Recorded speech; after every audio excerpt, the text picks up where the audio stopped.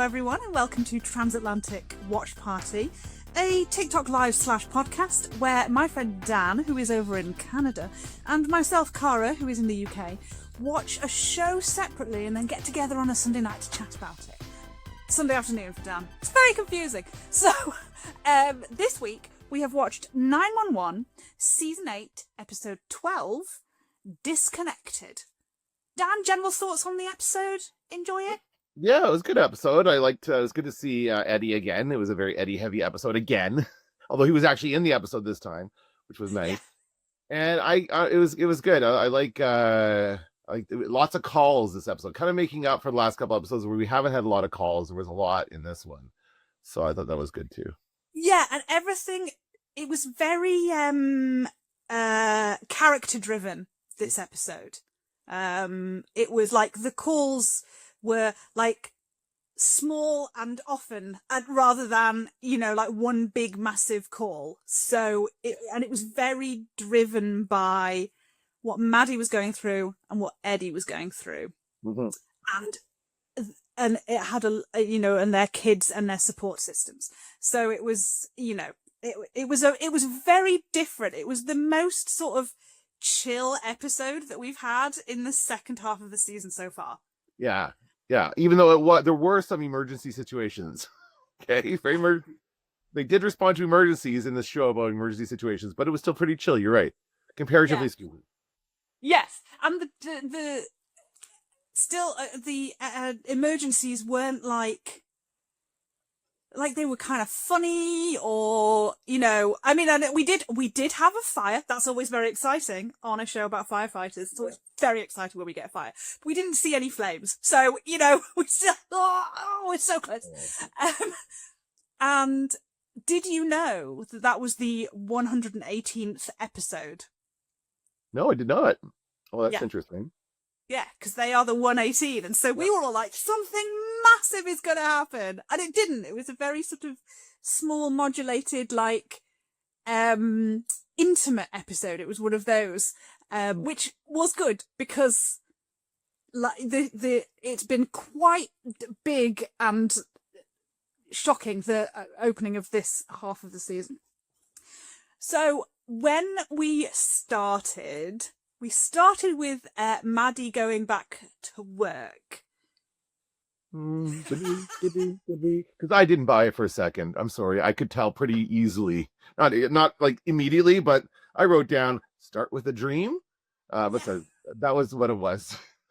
Ultimately, it was a dream. And I think it was obvious. Go ahead. Yeah, I just wrote down, and it was all a dream. Except not so much a dream as a nightmare.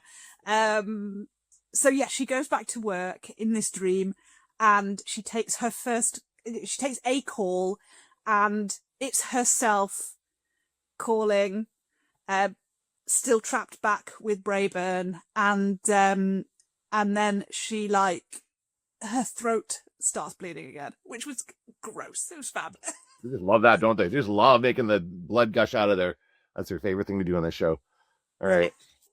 And they did have, the bit where all the words came up on her screen and it just kept saying, Maddie runs away, Maddie runs away, Maddie runs away. Which is, because that's not what she did, No, it's right. You're right. But it's a reference to possibly the running away that she did when she was depressed after having G. So it was these two big things that are haunting her because she's currently pregnant again, and so that's definitely obviously playing on her mind. Yeah. And then we get the that she's waking up. Didn't wake Chimney, solid sleeper Chimney. Probably because he has to sleep in a bunk room with everyone else, so he's probably used to sleeping through a relative amount of noise. And he doesn't realise what's going on, and he's like, let's all sneak out, G, because mummy's asleep. And then it turns out that mummy is not asleep, and she is in fact dressed and going back to work. Yeah. And he's like, Sue said I could go back whenever I wanted. And he's, yeah, I think she meant you could take longer. If yeah. I think she meant rush it. Yeah. Yeah, for some reason she thinks that like she says this, like she's been having nightmares. She tells him she's been having nightmares about being at work. She thinks the solution is to go back to work and I guess face her fears. I don't know. I don't understand the reasoning behind it. Chimney supports her regardless. He's a good husband, but I'm just like this. This does not make sense to me at all. Jimmy is the best husband. They are such a good couple. But I think I understand if you're constantly having a dream where you go back to work and awful things happen. Maybe you have to go back to work and find out that awful things don't happen. Right. To be able to move on from it. Because otherwise you're just going to like get yourself in a state. And for 911, we got something extraordinary in this scene. We got a timestamp. She said it's been 5 weeks and we never know what the timeline is in this show. I mean, next week they'll probably say it's been 4 weeks and we'll all be confused again. But it's been 5 weeks. It's been 2 episodes. It's only been 2 episodes, right? Since that happened.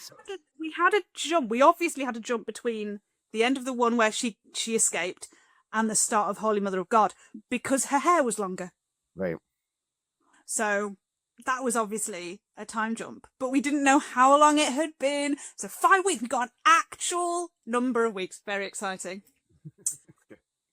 And then we moved over to Texas and we saw Eddie again in El Paso. I'm wondering where they're using to film for El Paso because I always assume it's still in LA. Well, I just wrote down, it didn't even occur to me until we saw the firehouse that he goes up to, but I wrote, is this 911 Lone Star? Is this where they do, like, are we gonna see Rob Lowe walk through this? I had no idea. I've never seen that one. But I was like, are they gonna do a crossover here with these two shows? And is Eddie gonna go work for the Lone Star department? I don't know where that one is. So anyway, it's in Austin, okay, which is all the way over on the other side of Texas. Okay. He's on the west side. He's closer to California, right? Yes. Yeah. And he and also Lone Star just finished. So like who good? Yeah. That's done. Because they've set up a new one which is going to be 911 Nashville. So we're going to get that next with Chris O'Donnell in it, which that's quite exciting. I like Chris O'Donnell. Yeah. So yes, he is in El Paso. He's looking for a job in the fire department, and he goes into the captain's office, and all I could hear was Chandler Bing's voice in my head going, "Could I be more Texan?" Because it was just like stuffed rattlesnakes and horns and like typical Texan buffalo head. It was they've taken a lot of boxes there. And we found out that basically Bobby has been sabotaging him just as well as Buck did when he was trying to lease out his... Sorry, what do you mean? You know when he was trying to find someone to rent his, like to sublet his house, and Buck kept accidentally... Right, sabotaging it, sabotaging him. And then the captain says to Eddie, "Oh, we were gonna, like, your boss... in the 118 says you have a job there whenever you like," and that's concerning to me. And I was like, "Oh, Bobby!" Well, that was more Eddie's reaction. He said, "Oh, that's good to know." Like he was kind of surprised at that, and then he was like, "Wait a minute, that's the problem here. You might want to go back." And he doesn't. He says he hired a guy, had him for 4 months, and then he just left, went off with a girl somewhere, and abandoned him. So he doesn't want to do that again. He doesn't want to hire somebody just to have him move back to where he came from in a few months, right? Yes, which I can understand because, but equally that's not what happened with the other guy. The other guy's girlfriend got a job. And like sometimes, dude, that happens. Yep. That's just life. I think, you can't expect people to promise their entire careers to you. That's not how the world works anymore, unfortunately. No, but I thought Eddie made a good point when he said, "No, I'm here for my son. I'm not, there's no plan B." He's being completely honest with the guy and saying, "I really do need this job. And, please give it to me." He's like, "How can I say no to that?" And then later on, he says no to that. So whatever.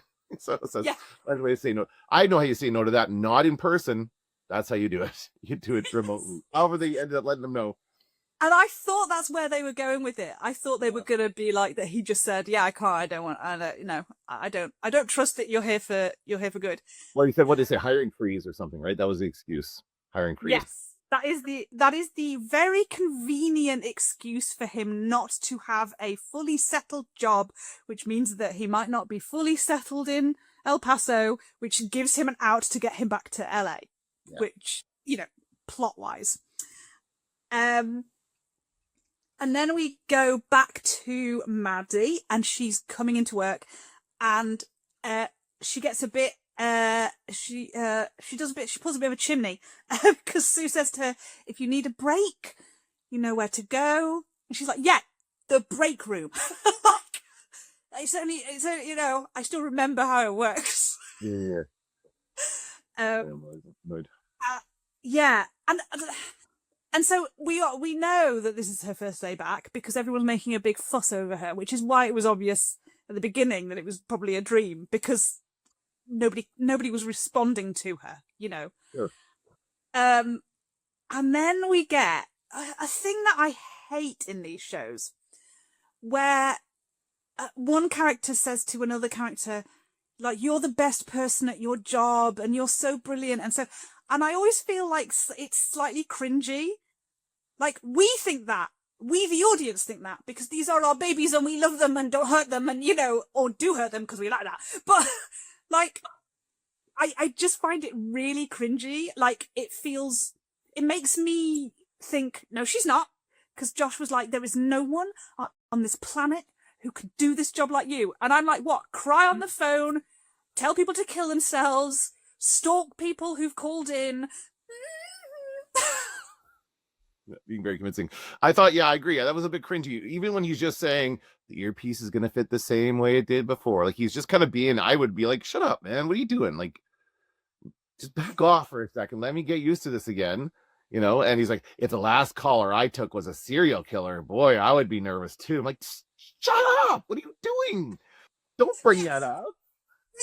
The only thing he didn't say that would have been awful was if the last person I'd spoken to was a serial killer who I thought I had told to kill themselves successfully, and then they kidnapped me and slashed my throat. Like, I think that was probably good for Josh that he didn't go for the full way in. Yeah, Josh would be very annoying in that scene for sure. And can I just say, as a singer, Jennifer Love Hewitt is also a singer, and as a singer and an actress who uses my voice regularly, the acting of the voice loss was top notch. Yeah. It was so convincing. I mean, I thought during that scene, I thought it was because she was trying to push herself. Like, I initially thought, oh, she's like, it is healing there, right? So she's just pushing herself. She's trying to talk too much, too fast in this situation. And I thought it really was a physical thing. We find out it's not. But before we move on to that, I want to talk about another thing Josh said in this scene. It's not always popcorn, or it's always popcorn, he said, right? Because it was popcorn that caused the fire. And I'm like, no, it's not. It's not, Josh. It's often, I used to work in news. And so I've written up a lot of house fire stories. Local house fire stories are always big in local news. And it's not the popcorn. It's always a dryer, like a clothes dryer that they haven't cleaned. Or it's a cigarette. It's almost always a cigarette, like people leaving a cigarette hit. Yeah, that causes fires all the time. So those are the two most common ones in my experience, not popcorn. I don't think I've ever had a call I've had to write one up that was caused by popcorn in the microwave. Because the firefighters are never warning about that. They're never warning, be careful about the popcorn in your microwave. They're telling you to be careful about the dryer. Was it popcorn in a microwave, or was it popcorn? Were they popping corn in? Oh, you're right. Because I used to live with one of my greatest friends, and she would always like come home after a night out about 2:00 in the morning and start popping popcorn and like nip up to her room to do something. And I don't know, but like every time she'd set off the smoke alarm. I know. And so we'd always end up with the situation of me at 2:00 in the morning wafting a tea towel at the thing, trying to stop the alarm going off. And then like, I'd be awake then. So we'd sit up for 2 hours having like a conversation in the middle of the night. Yeah. So it could have been in a pan because that's what You're very right. You're right. Also, Josh had a good line about like, oh, and that salad place, we all got listeria from there. And she's like, oh no, I like that place. He's like, I still go. I'm an arugula guy. Oh, funny. Yeah. There's some good Josh stuff tonight. And so we've got this situation where she is on the phone to a little boy who is 9.5, and I think that's brilliant. It's such a brilliant thing because, yeah, kids that age are like 1.5 or 3/4 or nearly 10. You know, they're never just their age. Oh yeah, yeah. They would say like how many? Yeah, you're right. Yeah. And because they always just want to be that little bit older, kids. You know, they're so desperate to grow up. Don't do it, kids. Don't do it. It's a con. And he is. What I found interesting was he was in the bedroom with his dad, and he couldn't get out because there was smoke, and his dad was unconscious, which you'd think might be. There was no indication that it was from anything else. Like, yeah, he's super drunk. That it would be smoke inhalation. Right. But he's a bigger guy. You'd think the kid would succumb to that earlier. Yeah. Yeah. The only thing I can think of is the kid was lower to the floor or something. I don't know if he was sleeping lower. I don't know if that was something to do with that. Yeah, maybe. Yeah, that might work. And she has the great idea of like getting him to open the window because the 1AT had arrived and he can see them. She says, open the window, and like she's giving him instructions when she loses her voice to hang the blanket out the window. And then, like, first of all, when they arrive on the scene, he says, we've got a missing kid. Buck, Ravi, go and clear the building. And I was like, oh, Ravi's his own person. Yay. He's not been called Eddie anymore. It's been 3 weeks since Eddie left and he's not been called Eddie anymore. Yay. And then she says, well, when Josh takes him to the call, he's like, oh, I've asked him to hang a blanket out the window. And he's looking up at the building. There is one open window with smoke gushing out of it that wasn't open before when he was first looking at the building. And he's like, I don't know which window that might be. And I was like, Bobby Nash. Oh, man. Yeah, no kidding, eh? And so, you know, so they get the little boy. And I like that Sue and Josh don't really know what's happened with Maddie. They don't really understand. Yeah. Like, what? You know. Yeah. She lost her voice. That's right now what she wants them to do. She manages to communicate it, but she feels helpless in that moment. She can't, like, again, she uses her voice for her job, right? And so she can't, and we get into this later on, she doesn't feel complete without her voice. And so she just can't use it. And it's a psychological thing. We learn it's a psychological psychological situation, which is completely understandable. And which, by the way, there's something about when people go, oh, it's psychological, and someone says, so it's all in her head. I'm like, yeah, but that doesn't mean it's not real. All of everything is in our head. Yeah. Everything is in our head. You know, I don't like it. There's something icky about that phrase for me. Yeah. It's the only other thing in that scene was they had these slow motion shots of like Maddie, and they were like these sort of swing shots, and they were slow-mo, and they were like, you know, really awkward. Oh my God, did it remind me of 80s Baywatch? Really? It was so Baywatch. Oh, interesting. I didn't notice that. It's hilarious. Then we got the most annoying thing, which was an Amazon Prime ad. Oh yeah, that was rough. What was that all about? Like, I know that it was I wrote down it was Eddie overcompensating a little bit on his own because he wants to make, although it was like kind of like a bribe, or like let's set this up at my place, you come over to my place more. It's kind of a bribe so Chris will come over. But it was an Amazon Prime delivery. Like, this is a package from Amazon Prime. It never comes from Amazon Prime. It comes from whoever's Prime is delivering it to, right? Prime is the service. Because last season we had, when the whole Buck Tommy of it all, when they first sort of got together, that was Buck was really jealous about Eddie playing basketball with Tommy, and he ordered a basketball to arrive at the station, and it came from Amazon Prime, and it was like, ugh. And then like later in the series we had that, like, the homes.com. Why are you looking at homes.com? Like, you could have said it any louder. So it's like, why are we getting these weird product placements in the show now? You gotta make money somehow. Yep. And I did like that when Eddie showed, before he showed him what it was, he said it was a little piece of joy. That was a nice callback to his conversation with the priest about denying himself joy, which he still is doing, but God damn it, he's going to give some to his son, because that is a man who is committed to trying to give his son the best life. trying to do right by him. And I think Chris was quite up for keeping. He seemed quite excited at the thought of keeping it at his dad's place. And then Helena Diaz came crashing in like a wrecking ball, stealing his kid from him again. Yeah, that was rough, eh? She's like, oh, well, I don't know. And don't like, just kind of like, well, let's just, keep it here for now. You've got a leaky roof and whatever. Like, Eddie's got to fix her upper, basically. We forgot that part. He mentioned that earlier, that he's basically sunk all his money into a money pit. That he's got to fix up. So the mom's giving all kinds of excuses, and then that just shuts the whole thing down, basically, and the son's not having any part of it. He's like, yeah, I guess we should probably keep it here. And you're like, Helena Diaz, back off. And then his dad says something weird. He says, you give him time, he'll come around. You did. To coming home? Like, I'm not sure what he's getting at there. I think he means Eddie came around to coming back to Texas, which is what they've always been trying to get him to do. And that felt a bit underhanded, like, you couldn't really look after him on your own out there, and we always said we should have him, and you've come round to this idea. But it felt, like the parents are getting these, like, little, the way parents do, they know exactly how to just really get in there and hurt you. Yeah. Interesting. So you think this might be a part of a campaign by Eddie's parents to get him to come back somehow? I mean, they're obviously going to take care of Chris, but they're not encouraging Chris to go back to LA or anything like that. They want Eddie to come out there, and that's basically all the pressure is on Eddie to move there and not the other way around.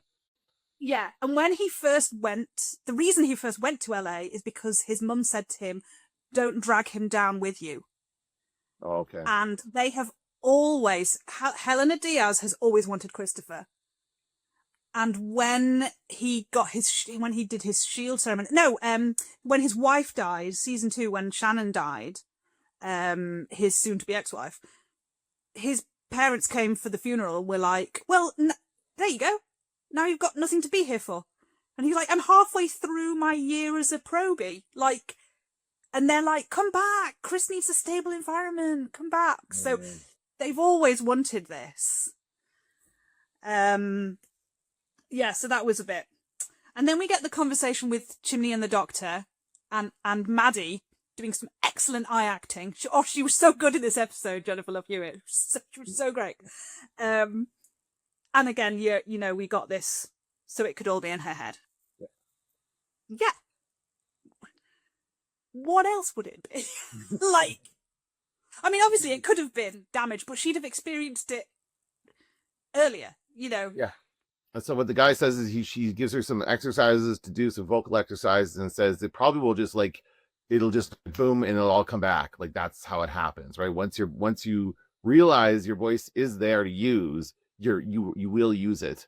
You just have to have it. You need a reason to use it, and as we found out, she does find a reason to use it later on. But yeah, are we got to the part where Eddie did not get the job yet? No, that's the next part. Yeah. Because the next part is yes, Eddie is in his house trying to fix the aircon and the leak in the ceiling, and he gets the phone call. Can I just say, it's a lovely house. Seems nice, yeah.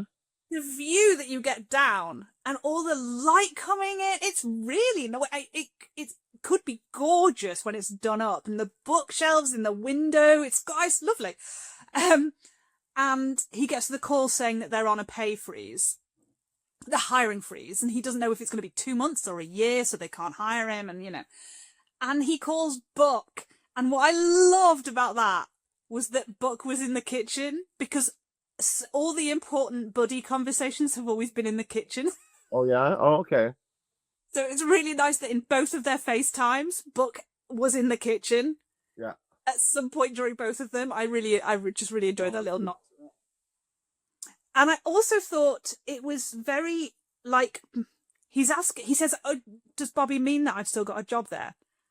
Because I'll come home. Because at least then I was a firefighter and I could send Chris money. And he needs money, and I was a firefighter, which is the only thing he's proud of.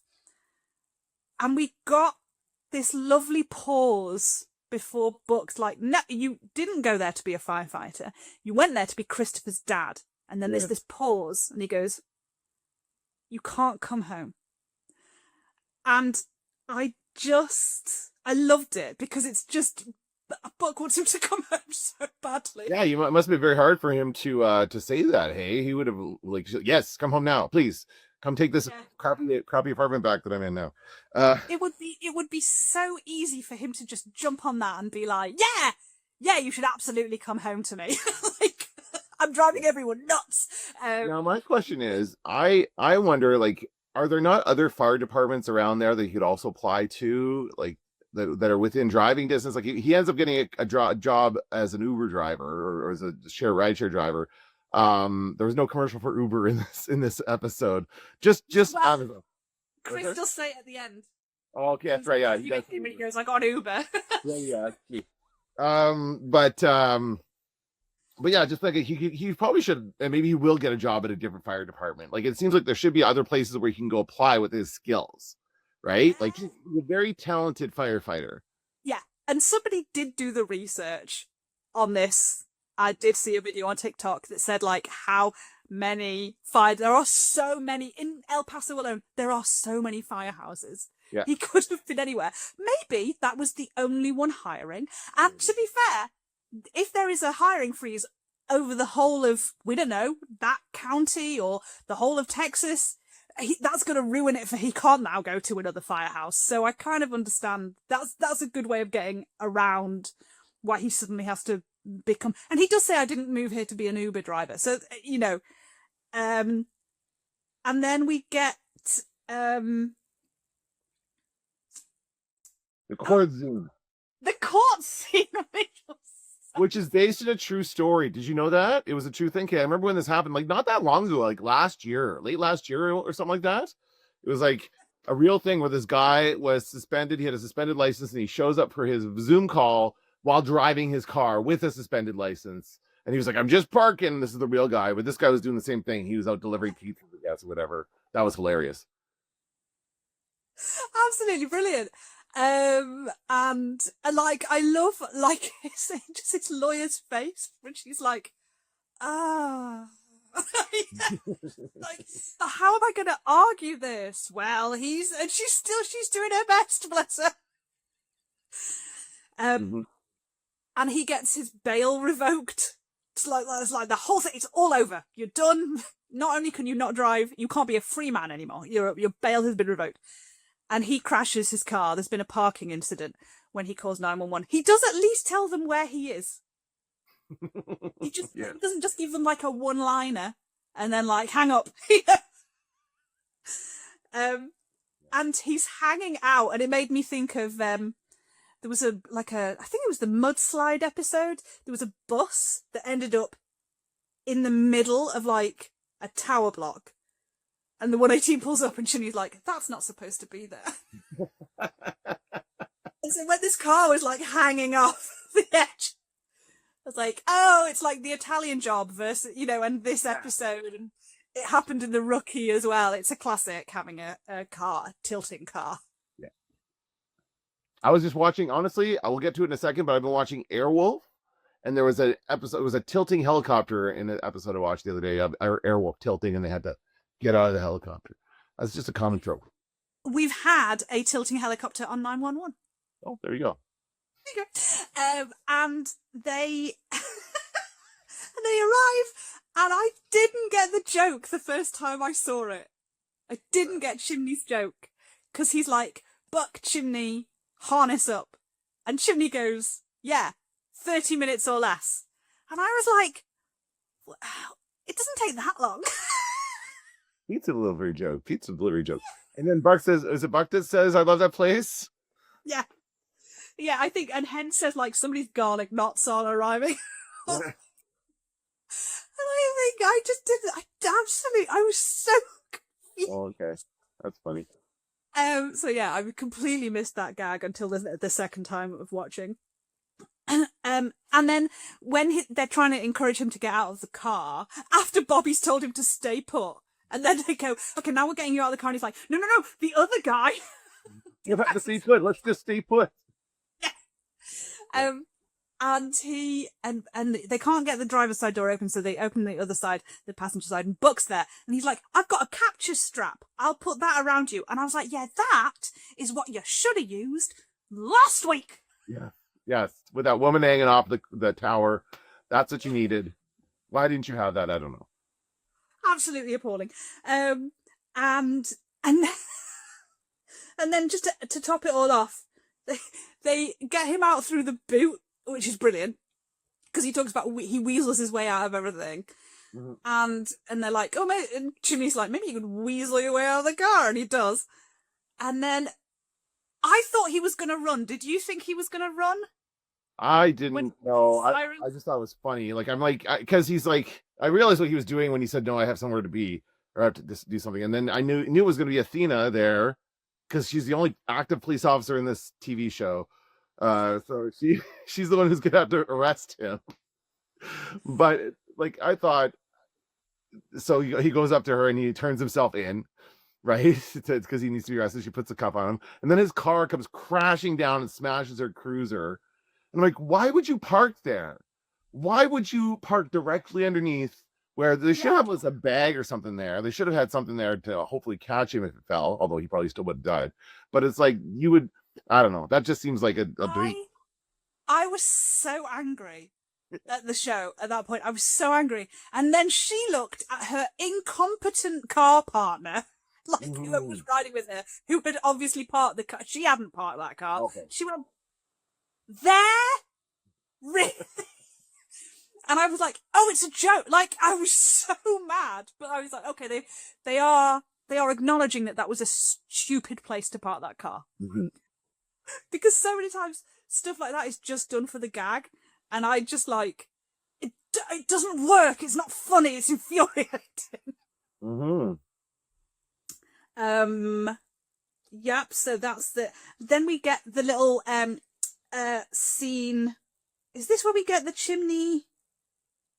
Yes, you should be the Maddie sort of, and they do coughing, and then they go straight to trills, like tongue trills on a glissando.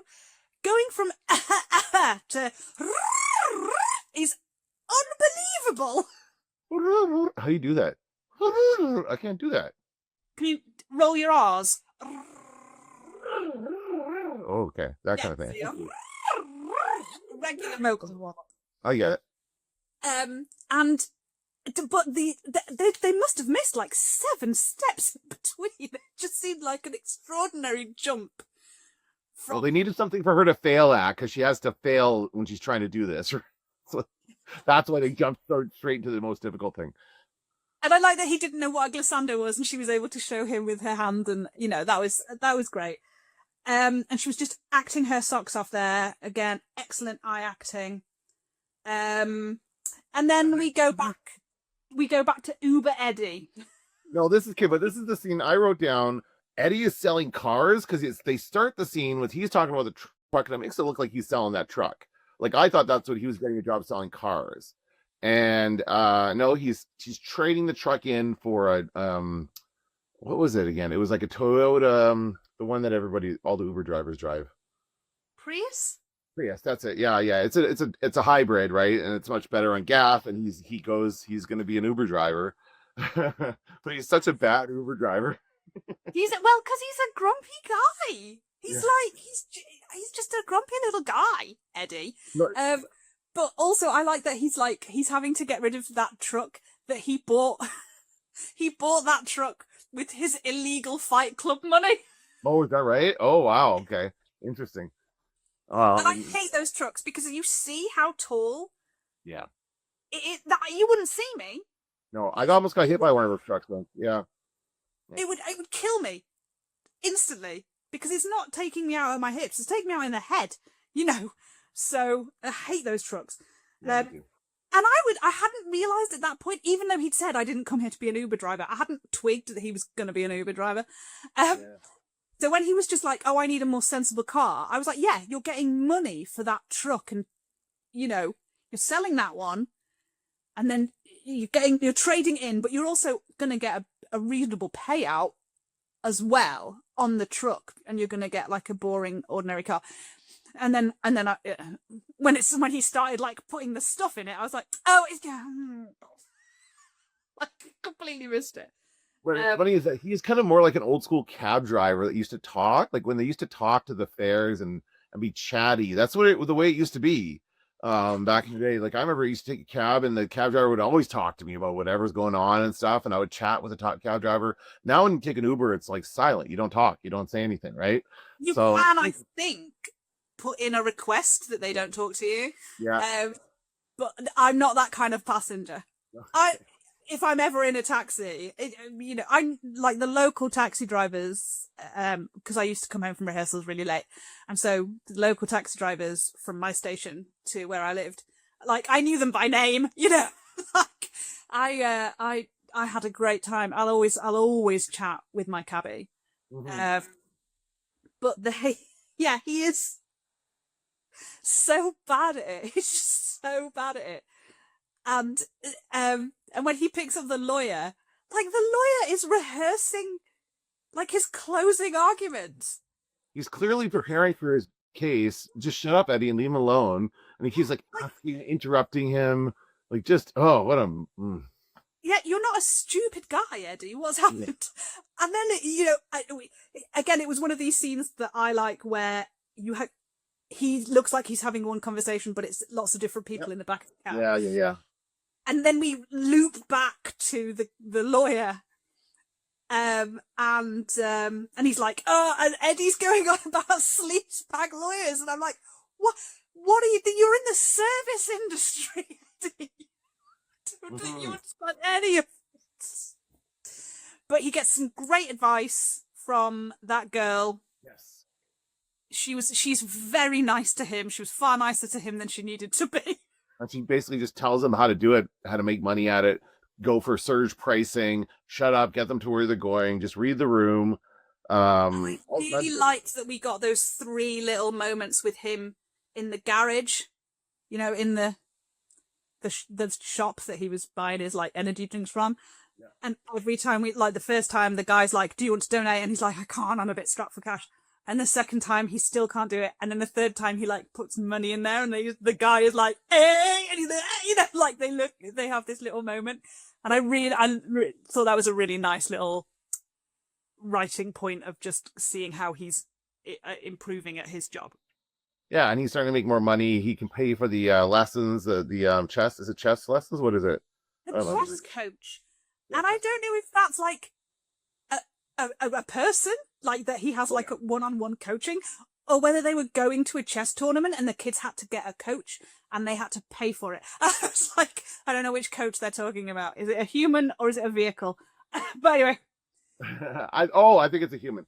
But I think that Chris, I think, a very inappropriate game. I'm amazed his parents let him do that, because Black Ops sounds like it's probably an 18 rated game, and he's 14. Yeah, I wrote Black Ops 6 inappropriate. He's like, lock and load, buddy. Like, go blow away some guys on this video game. This really violent video game that I've given you. That's not appropriate at all. I'm amazed that Helena Diaz allowed that in her house. Well, she probably doesn't know what it is. Honestly, that's usually the case.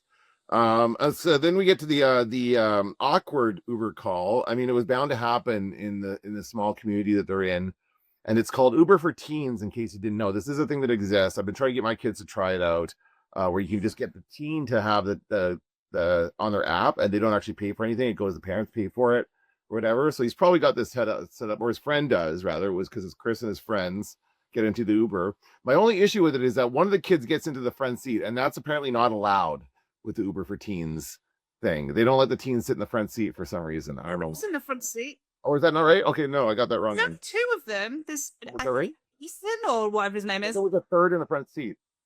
Oh, I didn't see that. Anyway. Because I was obsessed with that front seat. Let me tell you why. Okay. Take a guess. I'm sure there's some kind of detail that they missed and they got wrong. What's new, Tiara Dan? Because at the very beginning, when he's setting up the car and you see him put in that please don't smoke sign, he's taken the headrest off so that he can put that on. Yeah. So you can see the clips on the car seat, where the headrest should be. There's no headrest. At no point is there a headrest in that scene. Then when he pulls up to the thing. And it's funny that he's called himself Edmundo. I thought he'd call himself Eddie. You know, I didn't know if El Paso's probably pretty Mexican, but I didn't know if, you know, he might anglicize his name like he normally does.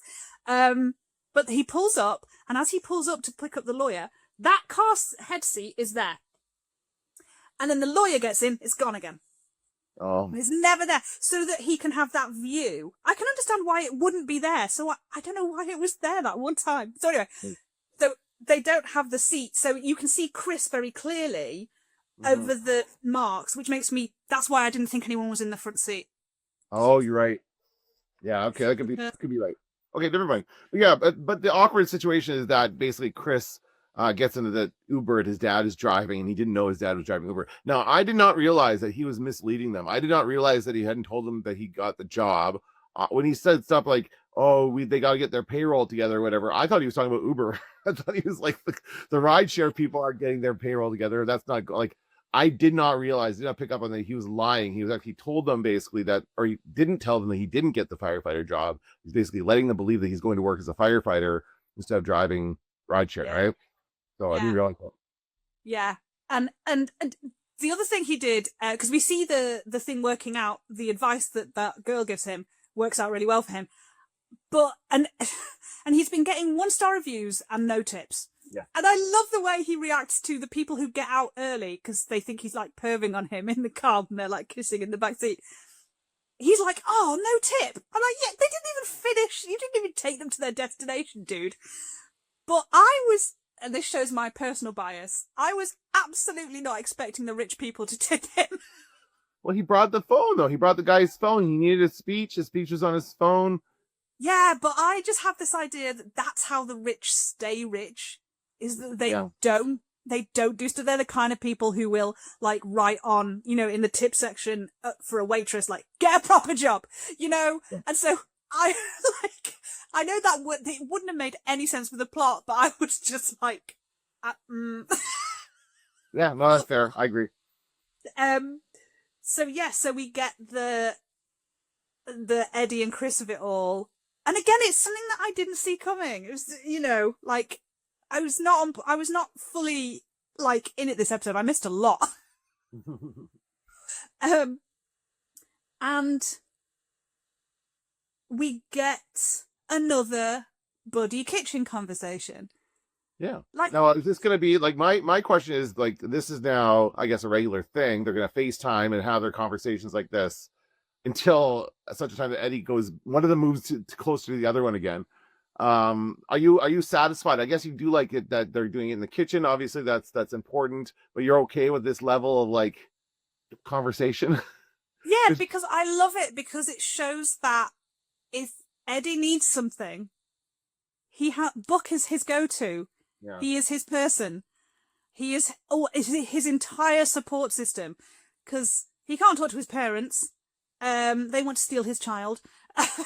And they don't know anything anyway, and he's lied to them, and he's lied to Chris again. And, like, yeah, you know, I thought there was a weird moment where Buck was, like, looking through mail, and I thought he was going to find something for Eddie in the mail just to be a bit like, oh, someone still thinks you live here. But they didn't do that. And he was only very briefly in the kitchen, but it just felt like a nice little nod to all of their previous kitchen conversations. And I'm absolutely thrilled with the conversations that we got between the two of them.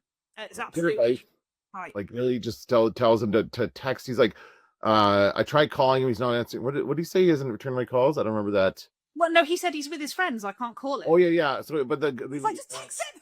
Yeah, text it. They always have time to text. That's very true. Very, very true. Just text them, they will text back, right? So that was a good advice from Buck. Yeah. And, like, get in touch with him immediately. Do not let him spiral about this. Yes, that's right. Don't let him worry about it or wonder or what's going on and not understand, right? So that was very good advice. And then we got a gorgeous scene with Athena and Maddie, which I really loved. Because, again, it's something you won't have seen. Athena got beaten up really badly on the job. Like, awful. And she was calling in to dispatch, you know, being like, tell them where she was doing when it happened, so her radio was on. And so they all heard it. It was horrible. It was really well done.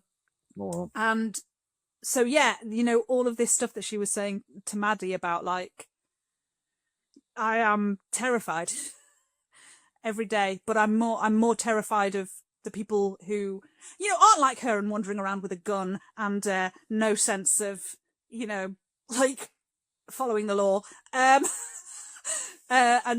she uses her fear for them. But again, I don't think that's necessarily something that Maddie needed to hear, because that's why she wanted to go back to work, was she was worried about the people she wasn't helping already. Yeah. But it was a really, really lovely scene. I like it when like Athena plays Mama Bear. She's really good at it. Yeah, that's right. And we didn't really get a lot of her last episode. I thought, like, she's kind of in it with the whole Bobby family thing, but not much. So it's nice to get some kind of more focused scenes with Athena this time around. Yeah. And she talks about how her fear has stolen her voice. Braben didn't steal her voice. Her fear did. And then, of course, we get the scene where what brings her voice back? Fear. Mm. So it worked both ways. Yeah, she's at the playground, another another park bench scene. We get a lot of park bench scenes. And she doesn't see Jin. G, right? Is her and I've definitely been there as a parent. I have 3 kids and they were all very small, and there are like places where, like, so big, these playgrounds, you just don't know where they've gone to. So you're wandering around looking, and then she can't make any noise though. That's the frustrating point. She can't say anything. She's trying to call it. All she has to do is call out, and she would probably hear her and say, "Right here, mommy." And that's what happens. She just all of a sudden it breaks. It's just like, "Gee," and then she's like, "Right here, mommy." Oh, and she's right there, of course, and everything. Yeah, G absolutely not fussed at all. Like, she was like, "Pile." And yeah, because it must be terrifying. The other thing about the park bench, of course, is does that mean Maddie's a spy? Because that's what I immediately wait, someone sing on a park bench. Yeah, so the fear took her voice, but it also gave her voice back. You know, it was just an emergency situation and she needed it. And then, like the doctor said, she's fine. Mm-hmm. And G was like, "Hey, mommy, you're talking." Hey. Yeah. And I noticed that now that they're getting lines, it's twins. Oh, is it? Okay. Ian, and they are called Haley and Bailey. And they credited this week, it was Bailey. And I was like, now that they're getting lines, they're using the same kid, like, for the whole episode. Okay. Because normally it's like Haley and Bailey, you know. Right. Yeah. But they must be sort of separated. They've been praying this child since birth, basically. Is this like, or are they? I don't know. I don't know if they were the first Gian, but they've been Gian for a long time. Haley and Bailey. Talking like a Full House situation, like an Ashley, Kate, and Olsen kind of situation. Yeah. Because it's usually that's what they do with kids. They get twins. But the fact that they have rhyming names is like, see what you did there, parents. And then we got the penultimate scene, which was again Eddie in his house, and that's when I really went, "Oh, this house could be lovely," just because of the light flooding in. It looked beautiful. Yeah. And he texts Chris and says, "Are you up for dinner? No pressure," you know. And then there's a knock on his door, and it's Christopher. And he's got his PS5 that he got from Amazon Prime. And he's got the PS5 and he says, I want to send it back. I want to give it back. And Eddie just immediately is like, "Yeah, I completely understand. I let you down. You don't want to see anything that reminds you of me. I completely get it." And he's like, "No, Dad, I want to send it back so that you can have the money, because you need the money if you're going to stick around, and I want you to stick around." And I was like, oh. But, like, come on. Like, I mean, Eddie must have a very low opinion of himself to jump to that conclusion first, right? Like, that's like, no, I immediately thought, first of all, I thought, he wants to bring it over so he can play it at his dad's. That's what I thought he was bringing it there for. Let's set that up. Eddie thought, yeah. Yes. And then he's like, no, I want you to return it. He's like, oh, it's because he doesn't want him to have to worry about money. And then because he wants him to stay there, right? And that was just amazing. I love it. Great scene. Wait, all you saying? Go ahead. Sorry? I was just gonna say, are they gonna return the PlayStation 5 or are they gonna keep it at Eddie's? I don't know how we ended up with. We didn't end it. We didn't get a conclusion to that because Eddie just got really like wet-eyed and Yeah. Can I hug you? Can I hug you? Yeah, no. Chris is like, yeah, of course you can hug me. He's a good kid, eh? He's such a good kid. That's such a good actor too. He's such a good actor, and I love the line where he's like, "How'd you get here?" He's like, "Uber." So, Yeah. like, of course, Uber. Come on, Dad. You want me to stick around? Yeah, you're my dad. Like, he's so yeah, it's really he's great. We love Christopher Diaz, and when he was younger as well. Oh my god, just the cutest kid. And I know I've said before you haven't seen the Tsunami arc, but the Tsunami arc with him and Buck. Oh my god, they put that kid through the ringer, and which I was like oddly pleased about because he's a disabled actor, and you'd kind of think that he was a disabled kid actor, and they might be like, well, we can't put him in the water. No, they chucked that kid in the water. Fuck. And he, oh my god, he's been brilliant from day one. Gary McHugh. And I just wrote down, can I hug you? I'm not crying, you're crying. But that's a lie, I was crying. And then we got, just the little coda of Maddie going back to work again. Mm-hmm. Not a dream this time. I was waiting. Are we gonna get another slit throat? Maybe? No, it's all good. And she's back at it, and she can already, like, she's just gonna go right into it. We don't really see her first call. We just end it with a 911. What is her line? 911. What's your emergency? There you go, boom, and she says that, and that's it. We cut to black. No, sorry, I didn't mean to do that. That was. No, I keep doing that now, and I'm like, I can't do that anymore. But yeah, are you every time we see her in Dispatch now? Are you gonna be like, you're not gonna fool me again? Never gonna try. Well, I think there are certain telltale signs when they're doing that trope of starting with a dream, where there's certain things that don't seem real, and they do kind of hint at it. And I just kind of think I picked up on that early on in that opening scene. But I like the callback. I like it's a bookend as and this will lead nicely into my recommendation if you want to start talking about that. Is there anything else we need to cover? That's it. Okay. So the new series on Apple TV Plus is called The Studio. Stars Seth Rogen and Catherine O'Hara. It's got some very good actors in it and a bunch of people doing cameos. Like, it's one of those ones where everyone's playing themselves. Martin Scorsese plays himself, Charlize Theron, all these major stars. And so it's basically Seth Rogen gets put in charge of a studio, and he's now in charge of things, and he's kind of messing things up. It's pretty funny. And they have this conversation about bookends, and he's like, this whole thing about bookending the movie with this shot, and they keep having like, I love the bookends, it's so good. And then but it ruins the shot because he plays this very annoying studio exec on set, ruining everything because he's there as a distract. Like, he's just such a distraction when he's there. So the whole second episode, and I want to go back and watch it again because the whole second episode is about them trying to do this, what they call a oneer, which is like a one take. It's like the long, like in Goodfellas, and there's some very famous long one take shots. They're trying to do that for this movie. And it's Sarah Polley who's the director. Do you know who Sarah Polley is? Yes. Yeah, she's a Canadian actor. She's very, very great. Yeah. And she is a director as well. And so she's directing this film, and she's playing herself, and then Seth Rogen's there. And it's just so funny because they can't get the shot. They just can't. But I think the whole episode is one shot. I think they did the whole episode. I just wasn't paying attention to it till the end. And they ended on the same time shot that they begin it with. I'm like, oh, that's a bookend too. I'm like, oh shit, I think the whole thing was one shot. So I'm gonna have to watch it again. But anyway, The Studio is very, very good. It's on Apple TV Plus. So that's what I would recommend. And speaking of one shots, I also picked up this week. I just came back from thrifting with my daughter before we did this. I picked up this at the thrift store. This is Rope. Oh yeah, I've seen that. Yeah, I saw that in the cinema. Hitchcock. Not when it originally came out. What's that? I saw that in the cinema, but obviously not when it originally came out. Oh, well, that's cool that you saw it in the cinema. That would be great to see in the theater. But this is like the original one-shot movie. Like, they did this whole thing it's supposed to be one continuous shot. I know it's a little more obvious to us now that what the transitions are, but still very, very well done. So I really like. I think there's actually only one. and they like go behind something and it's black and then it comes out of it. Yeah, that's and right. it's only, to be fair, it's even more clever then because he had to do that because he ran out of film. Right, they could only film for a certain amount of time at a time, and that's it. Yeah. So they just do these big long takes and this snip them together. So it's very, very cool. So yeah, I saw that at the BFI, the British Film Institute, which was like just my favourite place when I lived in London.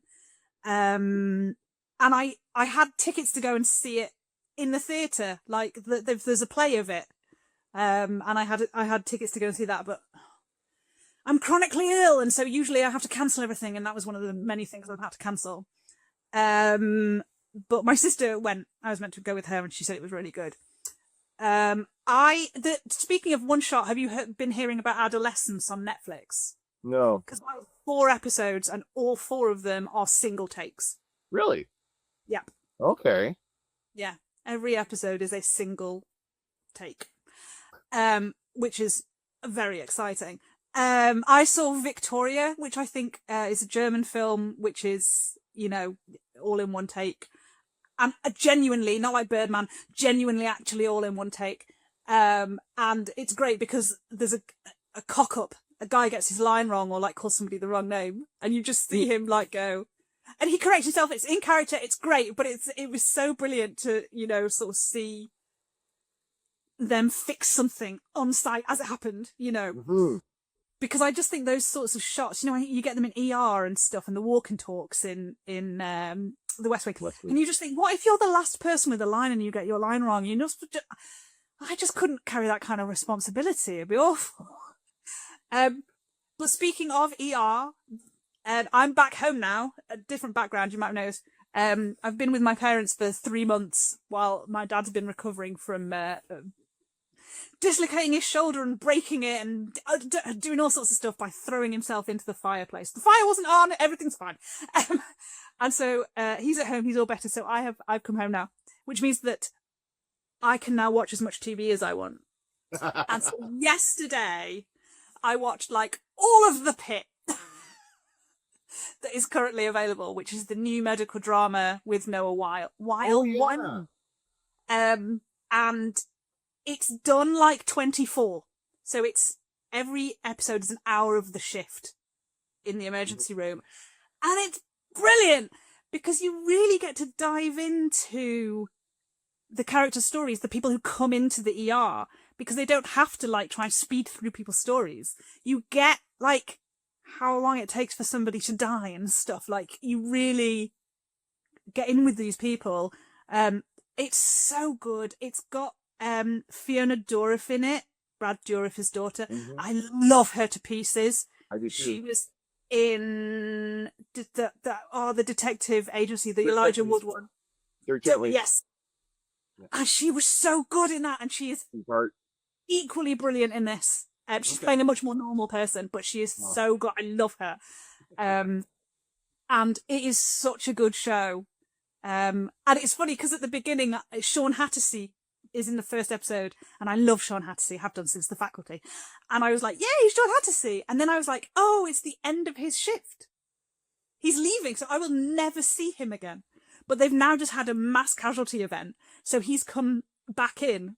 He's been off for 12 hours and he's come back in because of this. And I was like, yay! So that was an added bonus for me. So yeah, I'm fully caught up now. There's still a couple of episodes to go, I think, in the series, but it's so good. And so this is kind of, people call it like a spiritual successor to ER because it's Noah Wiley and because it's like an emergency room. Some of the same people who did ER. Okay, it is. Yeah, I was wondering about that because it does seem like, let's just get the band back together again and do this. But it's very cool. I mean, obviously it's compelling stories. Obviously these people want to know what's happening in these places, right? That's why these shows are so popular, and they always have been. Like medical shows have always been popular for a reason, right? I love a medical drama, and there's a new one starting on Netflix, I think, this month. So, and I think someone was like, "Yeah, it's great. It's not The Pit." All right, cool. Well, The Pit is just a different beast, and that's why it's so enjoyable. I haven't seen one that's been done like this before, where it's an hour. It's really, really, it's really great. Cool. Awesome. So yeah, that's that's been it for me, really. And now I'm going to get back to Will Trent. Oh, and I just started the second series of The Night Agents, so... Oh, yeah. Cool. So those will be my next 2 going forward, I think. Sounds good. Yeah. And now it is 10 o'clock at night here. Time for you to go sleep. Yeah, We're staying up late for me. So, yes, thanks for doing this. Next week, I just wanted to say there was a point where the cab girl, the driver girl, she was like, make yourself invisible. And I think invisible is the episode title of next week. And I get very excited whenever there's a title drop. I go, ooh, title drop! And they had like next week's title drop in this episode, which I thought was quite nice. There you go. Getting it in early. So, I will see you next week for episode 13. Lucky 13. All right. See you then.